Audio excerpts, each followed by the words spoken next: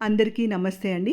మన ఇంట్లో పెరుగు పులిసిపోయినా లేదా అడుగున చేరుకున్నా పడేస్తూ ఉంటాం కదా! అలా పడేయకుండా ఈ పెరుగులో కాసింత ఉప్పు, అలాగే ఒక గ్లాసు నీరు పోసి కలిపేసుకోవాలండి. తర్వాత ఈ కలిపేసుకున్న మిశ్రమంతోటి మన ఇంట్లో రాగి, ఇత్తడి వస్తువులు నల్లగా అయి ఉంటాయి కదా! వాటిపైన ఇలా రుద్ది కడిగినట్లయితే కనుక నల్లగా పోయి తళతళ మెరుస్తూ ఉంటాయండి. అలాగే మనము పండుగల సమయంలో పూజా సామాగ్రిని కూడా కడుగుతూ ఉంటాం కదా! మరి ఈ పూజా సామాగ్రిని కూడా మనము 5-10 నిమిషాలు ఈ పెరుగు మిశ్రమంలో ఉంచి కడుగితే కనుక మనకు పండుగల టైంలో సమయం అనేది వృధా కాకుండా ఉంటుందండి. తర్వాత ఇక్కడ ఇత్తడి బాక్స్ చూసారు కదండీ! చాలా పాతకాలం నాటి ఇత్తడి బాక్స్ అండి. బాగా నల్లగా ఉందని ఈ పెరుగుతో ట్రై చేశాను.